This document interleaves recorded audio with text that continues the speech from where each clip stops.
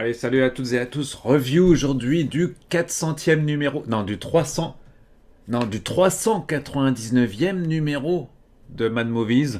On va parler du 400e numéro de Mad Movies dans un instant, ce qui est on nous l'annonce déjà en grande pompe dans l'édito de ce magazine. Vous en saurez dans un instant. On rappelle que Mad Movies, j'ai retrouvé le positionnement exact de ce magazine. C'est le premier magazine français spécialisé sur cinéma fantastique et films du genre, d'accord. Donc ça explore toutes les tendances du cinéma, films fauchés aux sensations indépendantes, des grosses productions actuelles aux films cultes d'hier. Avec plus de 400, non 399 numéros au compteur et bientôt 400e. Ouais, ça, critique sans concession, un ton si particulier, créant une relation de proximité avec son lectorat et dont l'assiduité trouve aujourd'hui un prolongement idéal sur Internet et sur les réseaux sociaux. Danse, Mad Movies fait la part belle aux portraits, aux dossiers de fond et aux interviews en tout genre, etc. Voilà. Alors bon, avec son dos carré et son papier épais, Mad Movies offre un écrin de qualité à tous les passionnés de culture alternative. Alors il y a deux formules qui sont proposées en kiosque, une édition simple et une édition avec le magazine, avec le DVD, ou le DVD, ou est-ce qu'il s'agit d'un DVD. Donc qu'il s'agisse d'une réédition ou d'un film culte, hein, ça dépend ce qui sortent. Là, ce mois-ci, c'est quand même le film Vampire de John Carpenter, qui est assez connu des lecteurs de ce magazine. Et on terminera que ce magazine s'adresse aux cinéphiles et en recherche de sensations fortes. Les lecteurs de Mad Movies sont des connaisseurs érudits et collectionneurs.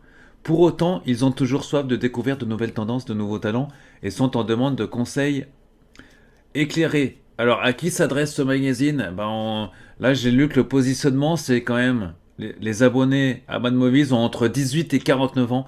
Ils disent bien les abonnés, hein. Moi, je suis abonné, je suis pile poil dans le. Voilà, bon.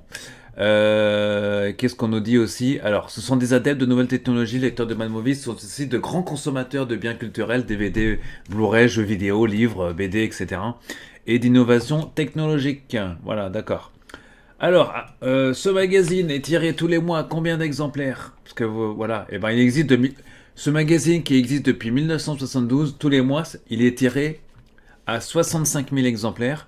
Sauf que tous les mois, il s'en vend pas 65 000, hein, mais il s'en vend 32 000 en moyenne, ce qui est quand même pas mal par rapport à. Il s'en vend quasiment la moitié, quoi, 32 000. Et il y a 6 000 abonnés au magazine, 6 000, on va dire, abonnés fidèles au magazine. Donc c'est un magazine quand même qui, dans les, comment dire, ceux qui l'achètent du moins, sont fidèles depuis de nombreuses années. Ils sont fidèles en tout cas. Voilà. Allez, Apocalypse 2026. Donc, alors, après un cru 2025 de haute volée, l'année 2026 s'annonce chargée en évolution ou révolution. Ils ont mis un R entre parenthèses. Entre 28 ans plus tard, Le Temple des Morts, Saint Help de Sam Raimi, retour à Silent Hill de Christophe Gans, l'Odyssée de Christopher Nolan, et toute une cargaison de films du genre, dont certains créeront à coup sûr la surprise. Le programme à venir s'annonce positivement apocalyptique. Panorama. Voilà. Stephen King également, dedans, Lady Yakuza, etc. Alors, voilà. Un numéro apocalyptique 2026. Ouais, encore un numéro apocalyptique, décidément. Hein. Chaque année, de toute façon, voilà, bon, on a beaucoup de films. On a notre quota de films apocalyptiques dans Mad Movies, tous les mois, évidemment. Ici, on a l'édito, je vais vous le lire. 400-1. Alors, je vous lis l'édito exceptionnellement, ce mois-ci. Alors, je cite l'édito de Monsieur Fausto Faculo, le rédacteur en chef. Décembre, fin d'année, pas grand-chose à célébrer. Les salles tristement clairsemées attendent avec impatience l'arrivée du prophète Cameron, aka Lord Jim pour ses fidèles. Ah oui, donc on rappelle que James Cameron sort son très gros film le mois prochain, enfin là dans quelques semaines. Et il fera sans nul doute la couverture du prochain écran fantastique, mais éventuellement celui du prochain Mad Movies, parce que c'est quand même le gros film de l'année. Les plateformes en surchauffe, algorithmes ont déjà dégainé leur gros calibre, les éditeurs vidéo leur beau coffret. De quoi diable-t-on va-t-on causer dans cet ultime numéro de 2025? Là résident les talents de notre équipe, capable de broder un dossier visionnaire sur les futurs chocs de 2026. en ayant à peine vu quelques images des longs métrages annoncés. Entre investigation et projection à la Nostradamus, au dossier du mois vous promet donc un grand moment de voyance critique, ou de critique voyance. En attendant un numéro 400, moins prospectif et bien plus surprenant. Ah, bien plus surprenant. Donc, on nous annonce déjà un numéro 400 collector. Voilà. Hein. Donc, on verra ça au mois de janvier, les amis. On s'annonce un numéro très lourd pour le mois de décembre, pour le mois de collector. Avec évidemment, ils vont parler d'Avatar, forcément, de James Cameron. Donc, on a ici un sommaire plutôt. Vous allez voir, c'est un numéro plutôt intéressant ce mois-ci, malgré tout. Donc, on ouvre ce numéro. Voilà. Avec la rubrique Xbox Bordello. Voilà. Ici, avec une image du film Prier pour la mariée. Voilà. Donc, on arrive à notre quota news. Toujours. Là, je passe. Je ne vais pas vous prendre des extraits. Je regarde. Il n'y a rien d'intéressant. À ce moment-là. Voilà. Le coup de cœur de Fourmilier. Le Fourmilier. De Monsieur Le Fourmilier. Là, c'est sur une série. Merteuil. Le comte de Monte Cristo. Sur HBO Max. Sex Intention Begins. Ah, elle est bonne. Alors, ensuite, on a Pourquoi il faut revoir Privilège. D'accord, un film de 67. Réédité en zone 2, apparemment, en zone A US. D'accord, bon, ouais, bon, c'est pas un sujet que j'aurais. Ici, on a comme tous les mois ceux qui ont vu les films. Alors, je vais prendre une petite sélection de films. Par exemple, Bugonia, un film que j'ai extrêmement bien aimé. Les notes de. Alors là, il y a François Co, Cédric Delisle, Gilles Esposito, Fausto Fastulo, Alexandre Poncet, Sacha Roset et Bernard Le Fourmilier. Je ne vais pas tous vous les citer à chaque fois. Bugonia, dont je lis les critiques. François qui met 2. Si la Mésanthrope était un fruit, Yorgos Lanthimos serait un supermarché bio. D'accord. Cédric Delisle qui met un croisement jouissif entre Psychose et Galaxy Quest, 4 sur 5. 4 sur 6, pardon. 4 étant un film bon. Le rédacteur en chef qui met surprise en s'empare d'un matériau d'un autre. Lanthimos signe l'un de ses meilleurs films. 4,5. Alexandre Poncet qui met ok, c'est un remake, mais quelle mise en scène et quelle direction d'acteur. 4. 4 sur 6. Sacha Rosset, aucun apport majeur du film d'origine et même quelques ajouts douteux. Gloire à Emma Stone cependant. 3,5. Et enfin, Monsieur Le Fourmilier qui fait toujours des commentaires. Je n'ai pas du tout vu Je n'ai pas pu voir tout le film. Je me suis senti mal quand ça s'est mis à parler de castration chimique. Ah, d'accord, d'accord. Frankenstein. Là, il y a des notes, c'est 4, 4,5, 2,5. Il y en a un qui a mis 6, c'est Alexandre Poncet, je vous lis sa critique. Enfin, son billet. Son billet, avis chiffré, donc ça veut dire ce que ça veut dire. L'un des plus beaux films jamais réalisés sur un conflit père-fils. Bah oui, pourquoi? Bah oui, ok. Et 6 aussi pour Le Fourmilier qui met, je cite, ça m'a donné envie de me fabriquer une fiancée avec des morceaux de Moufette et de Sydney Sweeney. Ok. Bon, je lis mal parce que c'est sur fond blanc. En vrai, comme j'ai pas extrêmement de lumière, donc. Voilà, donc Running Man. Il n'a pas aimé Le Fourmilier apparemment. Il préfère les chariots de feu, d'accord. Ouais, bon, ils n'ont pas tous aimé Running Man, parce qu'il y a beaucoup de 1. Hein, voilà, donc c'est les critiques à vie chiffrée comme tous les mois. Allez, on passe sur Cinéphage. Cinéphage. Avec quelques films intéressants ce mois-ci. The Killer, la trilogie histoire des fantômes chinois. De fantômes chinois. Ça ressort a priori au cinéma, mais aussi en Blu-ray.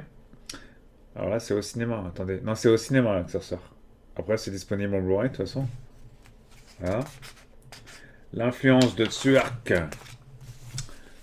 On enchaîne sur Insaisissable 3, notamment. Le monstre de Florence. Résurrection. Feu dans la plaine. Voilà, des films. Voilà. Ici, on a Running Man, justement, et ça, bienvenue à Derry. Alors, pourquoi avoir mis les deux titres sur le même? Parce que c'est du Stephen King, tout simplement. Voilà. Vilain clown, Andy Muschietti, c'est le réalisateur de la série, hein, producteur de la série Welcome to Derry, se doute qu'il a beaucoup à faire pardonner pour l'effarante débâcle de ça. Chapitre 2, la toute première scène de la série spin-off Bienvenue à Derry remet à elle seule les compteurs à zéro. Un jeune figure est pris en stop de nuit par une petite famille modèle. Bon, ceux qui ont vu le début de la série, ils savent de quoi je parle. Dès les premiers instants, quelque chose ne va pas. La réalisation enferme parfaitement le futur victime dans ce piège métallique. Le montage dérape, les dialogues également, l'angoisse galope, l'horreur se matérialise sous la forme d'un monstre ignoble. Oui. Plus tard, une scène dans un cinéma confronte notre gang de bambins à la créature dans une montée tout aussi spectaculaire. Il en ira de même pour les grands moments horrifiques de la série. Tous remarquablement conçus, pensés pour titiller des trouilles enfoulées et de créer de nouvelles. Les gosses sont attachants, les années 60 correctement reconstituées, tout semble aller pour le mieux dans le meilleur des mondes jusqu'à ce que les scénaristes s'éparpillent avec des arcs narratifs inégaux. Insérés les uns dans les autres au chasse-pied rouillé, Muschietti convoque la figure de Dick Halloran, le cuistot noir de Shining pour une sous-intrigue dans une base militaire où dégradé tente de s'emparer des pouvoirs de Gripsou.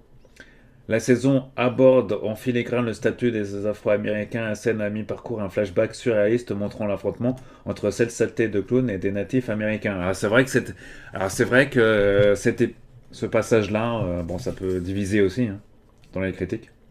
La série dessine l'ambition louable d'un récit choral audacieux dont la diversité reflèterait la richesse de l'univers littéraire, et non pas linéaire. Littéraire, parce que c'est un auteur, Stephen King, mais cette multiplicité d'angles dilue fâcheusement l'intérêt porté au personnage. Et enfin, je terminerai par, je cite, à partir d'un troisième épisode en Dancy, les épisodes se subissent patiemment, sans passion dans l'attente de la prochaine grande scène horrifique. Du prochain monstre. En l'état, la série met tout de même une bonne grosse dérouillée à la saison 5 de Stranger Things. J'ai pas encore vu Stranger Things, donc je me prononcerai pas à ce sujet. Je pense que c'est bien meilleur. Et après, j'ai pas vu la saison 5, donc je peux pas vous dire. Voilà, donc c'est signé FC. Et FC, c'est qui ce FC? Ah, c'est François Co, peut-être, qui a écrit le... D'accord, ok. L'un des rédacteurs, en tout cas, du magazine. Je vous lirai pas la critique de Running Man. Faudra vous acheter le magazine, les amis. Mister Mercedes, aussi, qui est critiqué dans ce numéro. Voilà, donc on a Wicked partie 2 qui est vraiment enfermé tout à la fin. Voilà. La fabrique des monstres, morceau choisi. Alors on enchaîne. Pile ou face, l'englouti en garde. Voilà. L'agent secret, animal totem. Ah, la publicité pour Shadows. Shadow, la plateforme de Screaming. De Screaming. Scream, ouais, faire peur en Screaming, quoi. Un hommage ici à Drew Struzan. Voilà, on reconnaît ici, vous voyez sa patte graphique. Alors, ce monsieur, qu'est-ce qu'il a fait, ce monsieur? Vous ne connaissez pas ce monsieur? Eh ben, ce monsieur, c'est un artiste. Il a marqué l'histoire du cinéma en faisant les affiches, enfin en peignant les affiches d'Indiana Jones, de Retour vers le futur, Harry Potter, ou encore de la trilogie, enfin des deux premières trilogies de Star Wars, donc 1, 2, 3, 4, 5, 6. Voilà, il nous a quitté le 13 octobre dernier. Voilà. Donc, un an après Greg Hildebrandt et 2 semaines seulement après Renato Casaro. Donc des affiches comme ça de Retour vers le futur. D'ailleurs, Retour vers le futur, l'écran fantastique, on a fait un hors-série d'ailleurs, un vintage, on y reviendra. Voilà, et ici un placement de produit pour le hors-série sur James Cameron en livre collector. 132 pages en vente en kiosque. Le dernier hors-série classique de Mad Movies. Un autre départ, c'est celui de Peter enfin un autre hommage, c'est celui de Peter Watkins. Voilà, qui est ce monsieur-là? Vous savez pas qui est ce monsieur? Bah c'est, il est décédé le 30 octobre dernier aussi, 15 jours après donc le précédent personne que on vient d'annoncer. Euh, n'est jamais venu, mais c'est un formatage, une critique qui abandonne ce monde. D'accord. Alors qu'est-ce qu'il a fait déjà ce monsieur? Était parvenu à transcrire sa défense des conventions des films d'une puissance. Voilà. Donc on sait que c'est un réalisateur de films. 35-2025 quand même. Voilà. Donc c'est un film il a fait beaucoup de films ce monsieur. Ce Gladiator, c'est lui. Ah oui, Punishment Park, c'est lui qui a fait ça. Ok, d'accord. Punishment Park, entre autres. Conclut sa carrière en 2000 sur les 5h45 de la commune. Ah ouais, d'accord. Ouais, d'accord. Ok.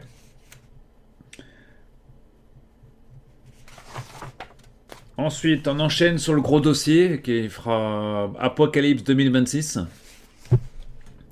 Les uns après les autres, les observateurs de l'industrie cinématographique cèdent aux démons anti-oxygène. Bon, allez, je passe. Alors,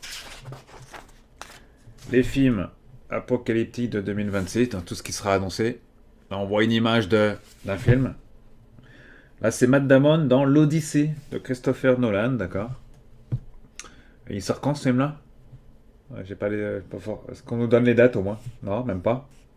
Bon, ça arrivera en tout cas en 2026. Les enfants dans la pièce. Supergirl, on nous parle même de Supergirl. Avengers Doomsday, ouais, d'accord. Bon, on a vu c'est même pas une bonne annonce qu'on a vue, donc. Ok, pas de Spider-Man Brand New Day dans des films de super-héros. Ah, ça y est, Christopher Nolan, annoncé au 15 juillet. Ok. 15 juillet, ah oui, il est pas prêt de sortir encore. Voilà, donc ici on nous met du Scream. Encore. Est-ce qu'il y a un nouveau Scream qui va sortir encore? Ghostface et Pyramid Head. Valeur sûre de la saga Scream et Silent Hill. Ok, donc la saga Scream encore. Ah, pourquoi on nous parle de la saga Scream? Est-ce qu'il y a un Scream qui va sortir encore? Scary Movie 6 annoncé le 10 juin. Ah ouais, d'accord. Scary Movie 6 annoncé le 10 juin. Jenna Ortega quitte le navire. Neve Campbell, de toute évidence. D'accord. Kevin Williamson au scénario. Toujours pour Scream, je parle. Parce que, ne sortez pas la dernière contribution d'un roman script de Sick en 2023. Ah ouais. Scary Movie. Ouais. La gestion de la saga Scream. D'accord, ça demande la sortie. À 2 mois de la sortie du 7ème volet. D'accord. Donc il sortirait en novembre. On est en décembre, février. D'accord. On verra ça très prochainement avec les dates de sortie. Il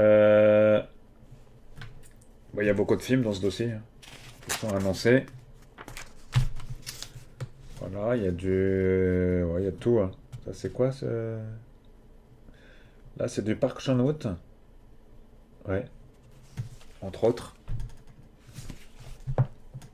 Et tous les crédits. Ah, c'est tout. Ah, c'est court comme dossier. Hein. Ouais, bon, enfin, il y a quelques pages quand même. Bon. On enchaîne sur un film qui est sorti le 12 décembre, c'est Wake Up Dead Man de Ryan Johnson. Une histoire à couteau tiré. Ah, d'accord. Ah oui, j'avais dû voir mon annonce. Ouais. C'est avec Daniel Craig et Glenn Close.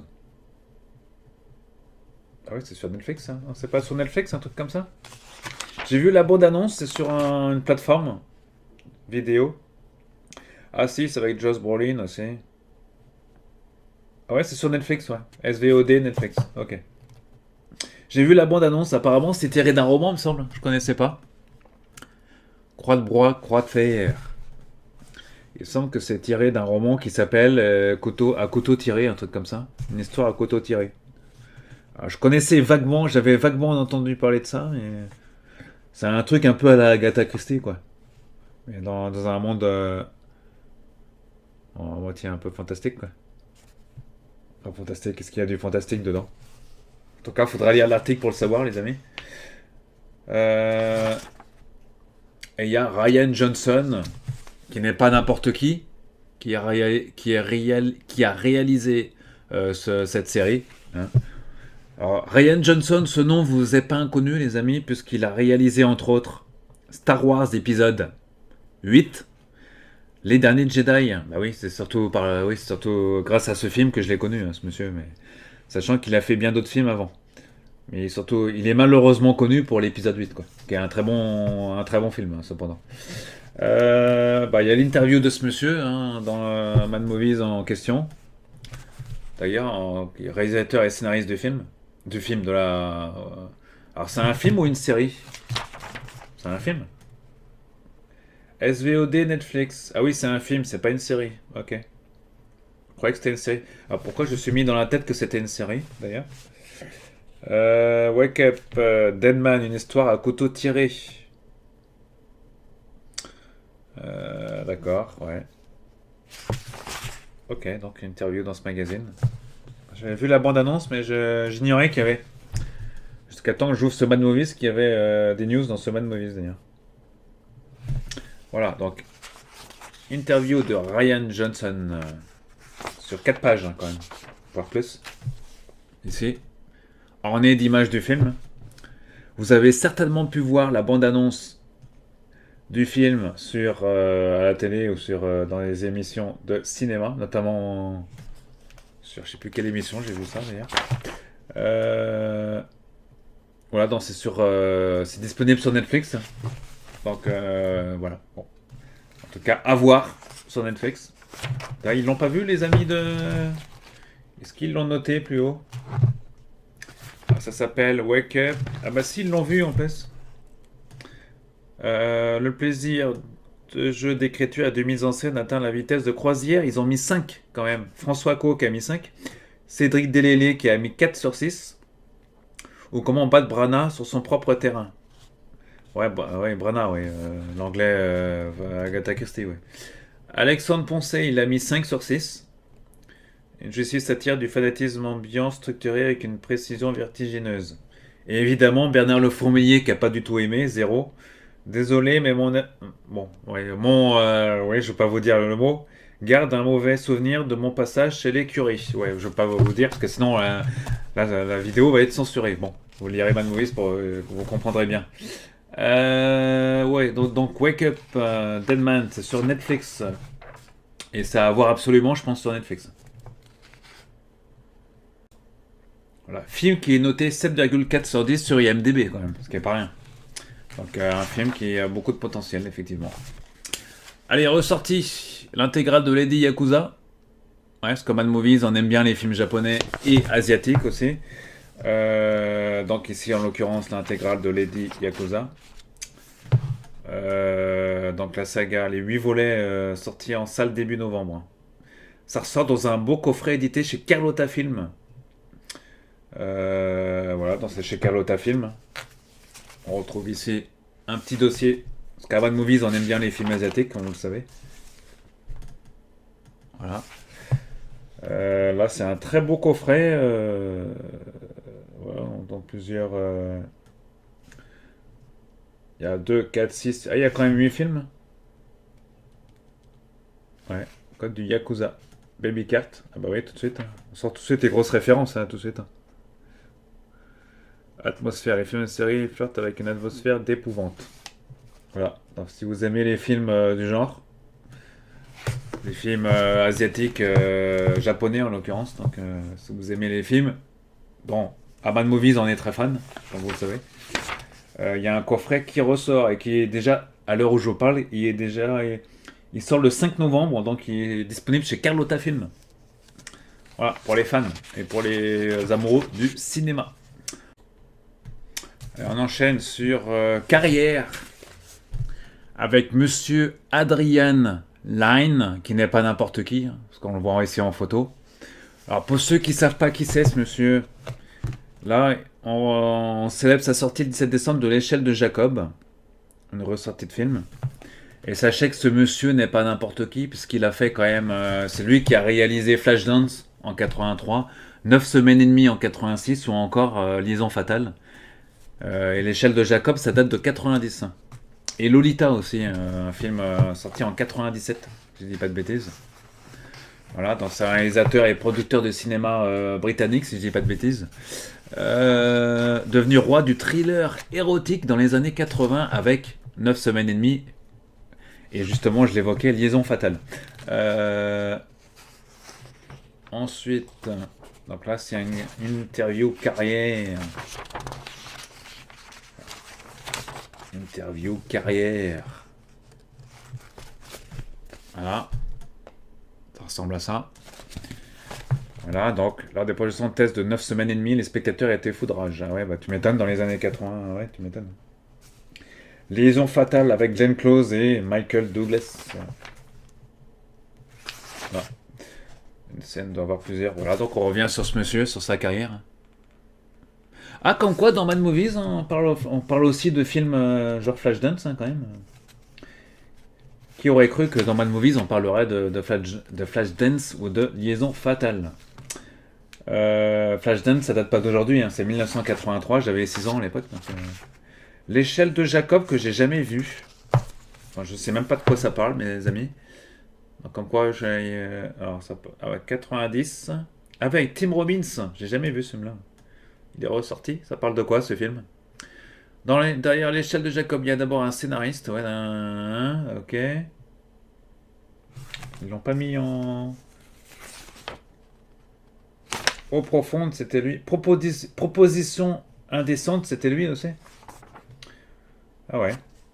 Eau profonde, d'accord. Ah, il en avait fait des films, ce monsieur. Filmographie sélective. Ah ouais. Ah ouais, il a fait pas mal de gros films, ce monsieur. L'échelle de Jacob, donc. Je reviens sur l'échelle de Jacob. C'est Maurice Craven, d'accord. Ah, on est sur un film fantastique horrifique. Ah ouais. 17 décembre. Ah ouais, très intéressant tout ça. Ouais, donc L'échelle de Jacob est un film d'horreur psychologique américain réalisé par Adrian Lyne, sorti en 90. Bien qu'ayant généré peu de succès à sa sortie, le film est devenu culte par la suite et son intrigue ainsi que ses effets spéciaux sont devenus une source d'influence pour diverses œuvres telles que la série de jeux vidéo Silent Hill. Ah ouais, c'est eux qui ont inspiré votre. D'accord. Un remake du film Jacob Ladder est sorti en 2019. D'accord. J'ignorais que Jacob serait en 75. Ah ouais, on est vraiment sur l'histoire. Il faut voir ce film, je pense. Il y a qui dans le film là? Ah, il y a beaucoup de. Ok, ouais.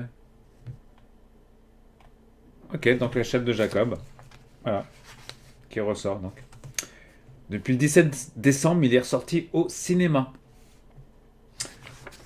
Voilà, donc on continue avec. Voilà, ici, Lolita, fidèle, profonde. Voilà, allez, on passe à la partie la plus intéressante du. Non, la moins, enfin, plus ou moins intéressante. La partie magazine avec Silent Hill et Autopsy Simulator, deux jeux d'horreur, forcément. Silent Hill qui ressort en jeu vidéo. Donc sur Xbox notamment, ce qui était déjà sorti sur la PlayStation 5. Donc c'est une sortie sur Xbox Series X et Series S. Voilà, donc il ressort. Et on a un jeu qui s'appelle Autopsy Simulator, qui sort lui sur PlayStation 5 a priori. Voilà, donc voilà, ok. On enchaîne dans cette partie magazine avec City, recherche d'intelligence extraterrestre. De quoi ça parle ce livre, ce jeu de plateau, pardon. On a un jeu de plateau sur les extraterrestres. C'est intéressant ça. Profitons de la sortie toute chaude de l'extension SETI. Ah oui, une extension, d'accord. SETI, recherche d'intelligence extraterrestre, qui récompense le meilleur jeu expert de l'année. Pourquoi SETI si passionnant? Parce qu'il propulse le joueur dans une aventure aussi cérébrale que captivante, où l'objectif est à la fois simple en apparence et profondément fantasmatique. Capter un signal venu d'ailleurs dans le silence intersidéral. Oh, ça me rappelle la série Pluribus, ça. Vous l'avez vu, la série Pluribus? C'est donc dans cet univers plein d'incertitudes que chaque décision, chaque choix stratégique va modifier la portée de cette quête fondamentale, etc. etc. Et là où SETI devient totalement addictif, c'est à travers la tension que surgit de cette lutte contre l'inconnu où le joueur doit à la fois orienter ses recherches et déjouer les aléas des signaux cosmiques, etc. D'accord. Le dé, c'est la place de météo. Bon, ok. Donc un jeu de plateau qui s'appelle SETI, pourquoi pas. Ok, donc voilà. Bon, à voir. Chucky, jeu d'enfant. Ah, on parle de Chucky, mais oui, on parle bien de Chucky, ouais. Avec jeu d'enfant. Jeu d'enfant, c'est le premier film de la franchise Chucky. Hein. Alors, ça veut dire qu'il ressort pour la énième fois, mais cette fois-ci en 4K, j'imagine. 7 ans après l'édition Blu-ray, ouais, Tom Holland revient avec une édition 4K. Bon, voilà. Après vous allez me dire quel est l'intérêt de racheter le même film en 4K. Aucun, je pense. Il n'y a aucun intérêt. Si vous l'avez déjà en Blu-ray, je vois pas trop l'intérêt de le racheter en 4K. Bon. Voilà, donc il y a une copie en tout cas. Alors, chez SC Vidéo. Voilà, donc qui ressort, ouais, bon. Ok. Bon, il y a aussi la saison 3 sur Paramount Plus, hein, en exclusivité sur Paramount Plus d'ailleurs. Qui se passe à la Maison Blanche et qui est pas mal. C'est toujours sur un scénario de celui qui a créé la franchise Chucky. Attends, vous savez, ouais, d'accord. Il y a toujours Brad Dourif, bah, évidemment, dans le film, il y a toujours Brad Dourif, hein, c'est sûr. Créateur de Chucky, dont j'ai oublié son nom. Quand il s'appelle le créateur de Chucky, déjà. J'ai oublié. Je l'ai sur le bout de la langue. Chucky. Don Mancini, il y a un nom, voilà, Don Mancini, évidemment. On enchaîne sur le DVD Vampire du mois. C'est évidemment le film Vampire. Voilà. Le film Vampire qui est livré avec le DVD, là. C'est du John Carpenter. Et on en parle à la fin de ce numéro. Voilà. Ok. Ce film culte. D'ailleurs, on en parle aussi au début, hein, je crois qu'ils en parlent. Ouais. John Carpenter. Avec, quand il s'appelle James Woods, si je dis pas de bêtises. On voit là d'ailleurs. Et si, l'acteur James Woods. Là, je l'ai revu il y a pas longtemps dans une série aussi, mais je sais plus dans quelle série je l'ai revu. À la fin, la rubrique de. La rubrique psychopathe nazi, ouais, d'accord. Bon, ça c'est voilà. Donc ça c'est la rubrique de. Hein, à la fin, les interdits à la fin. Le troisième homme, le choix de Ryan Johnson, réalisateur et scénariste de Wake Up Dead Man. Le film du mois sur Netflix, peut-être un des gros films du mois. Donc ça c'est un plan one shot. Voilà. La Roche-sur-Yon 2025, résumé du festival en question. On enchaîne sur le festival coréen Paris 2025. Donc on est forcément sur des films coréens. Le View Conférence 2025, décidément. C'est spécial compte rendu à la fin de ce numéro. C'est où ça? C'est au Canada? Au Québec? Ah, ça fait très canadien un peu là. Non, c'est aux États-Unis peut-être.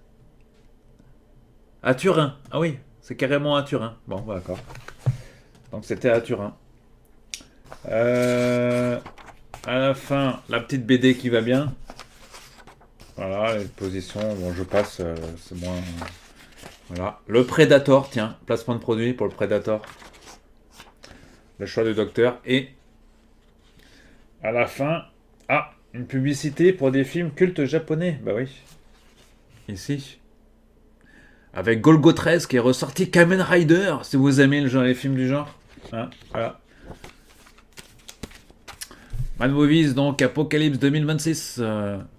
Numéro 399. J'attends avec impatience le 400e numéro. De quoi? Qu'est-ce qu'il va nous réserver? Bah, la réponse au prochain numéro, mes amis. Allez, bon film à vous et à très bientôt.